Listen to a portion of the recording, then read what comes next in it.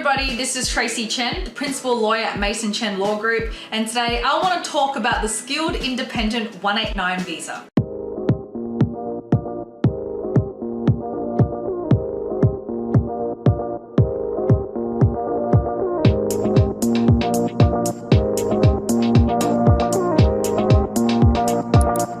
Now, before we get started, please don't forget to like and subscribe and share this with people who need it. As you guys know, Mason Chen Law Group, we are a national firm. Our head office is based in Melbourne. However, we support applicants all around Australia as well as all around the world. I will leave our contact details below. You can book a consultation with myself or one of our fabulous lawyers and migration agents. We also assist with all different types of visa applications. So anything visa related to Australia, you name it, we do it. Now, I've also started releasing mini courses. They're available in the link below, courses at tracymigration.com.au. There are some free courses as well as some paid courses, which are a little bit more intense that can really help you to basically lodge a visa application. So anyway, there has been so much movement with the 189 visa over the last 2 months, maybe 3, since August, I think was when we had that first lot and we're like, oh my gosh, what's going on? Basically, the department started inviting skilled independent 189 visa applicants. I mean, a lot of people even forgot they had a 189 submitted and they got the invitation and they were like, whoa. And obviously it's caused a little bit of controversy as well because some offshore have been invited, before onshore.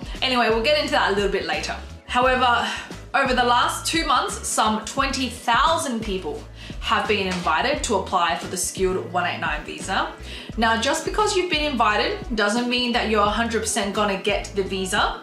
There are people who have made mistakes. There are people who had documents that expired. So there is actually a big portion of that 20,000 or so invitations that will not be eligible to apply. So there could be more invites to come. Anyway, let's do a really quick crash course on the 189 visa and what it means essentially. Now, it is a permanent resident visa. So once you are granted, you will be able to live and work in Australia indefinitely as a permanent resident. And when you meet the citizenship requirements, you can apply for Australian citizenship. Now, the cost to apply for this visa is around $4,240. Now, the expression of interest, which is the first part of the application, there is no cost associated with the expression of interest. However, once you are invited and you want to lodge a visa application, then yes, you will need to pay the $4,240. You can include your dependent applicants in the application, so your wife, your child, and obviously that will incur a fee at the time of application as well.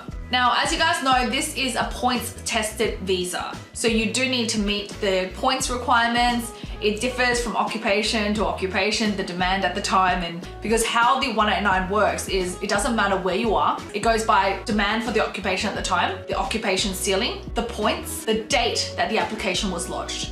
Where you are shouldn't make a difference. Now, you must have an eligible skills assessment in an occupation on the medium-term occupation list. That is basically the skilled occupation list that they're referring to. I'll drop a link below so you guys can check that one out. Yep, so you need to be invited to apply for this visa. So what we will talk about today is how to make an expression of interest and how you will be invited to apply for this visa. And then, yes, then you go through all the requirements to have this visa assessed, processed, and then be granted the visa so you can live and work in Australia indefinitely. So, first of all, you must be invited to apply. So let's go through the requirements of the expression of interest before we go through the visa application requirements and such. I do think the bulk of the hard work is done in the expression of interest, especially for us lawyers and migration agents as well. For our team, we assess everything, especially if they're claiming work experience and all the nuances around that. It's actually a lot harder than people think. I know that it seems straightforward. Yeah, how hard can it be? You've got work experience, you're not. But I can promise you, I have seen so many mistakes made in these applications. So I cannot stress how important it is to also get legal or migration advice when you are making these applications, because it's a lot harder than people actually think. So what are the requirements to lodge an expression of interest on Skills Select? Now, for this visa, you actually have to be under 45 years of age by the time you are invited. Now, everything that I speak about today, everything freezes at the time of invitation. So if you are so lucky that you turn 45, say next month, and you get an invitation today, you're eligible to apply. That's gonna be like super lucky and a super sign that, Australian migration is for you. However, the age does affect the points. So depending on how old you are, you will get a different number of points. And obviously, the higher the points, the more likely you're gonna get invited. So for points wise, yeah, the optimal points is between 25 and 33 years of age. So you have to not have turned 33 and you have to have turned 25. You get 30 points for that. Just an example. If you are 42, okay, so you're under 45, you're still eligible to apply.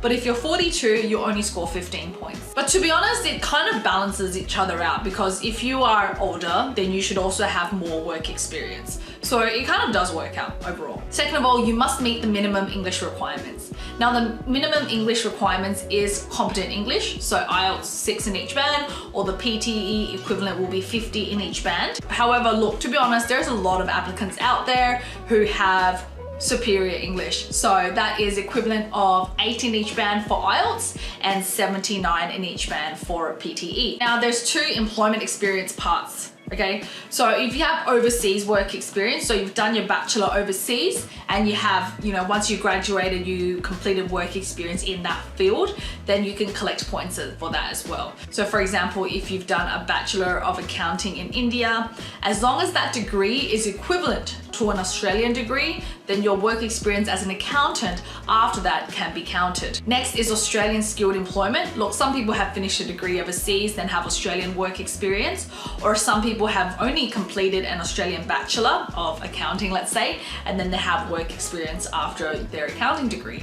Same for registered nurses, so they'd complete a Bachelor of Nursing in Australia, they'll graduate, get their registration and licensing with AHPRA, and they'll start working as a registered nurse in Australia. The work experience after that, as a registered nurse, you can collect points for it. You can't count non-related work experience. So for example, if you have a bachelor degree in nursing and you're working as a support worker after you graduate, that's not relevant. If you've done a Bachelor of Mechanical Engineering and you've got work experience after your degree as a software engineer, that is not relevant and you cannot claim points for that. Now, educational qualifications. So again, it ranks in different points. If you have a bachelor or a master's degree, you get some points. And then if you've done a master's by research or a doctoral degree, you get some extra points for that as well. There are some extra requirements surrounding the type of the master's by research degree. So do make sure you do look into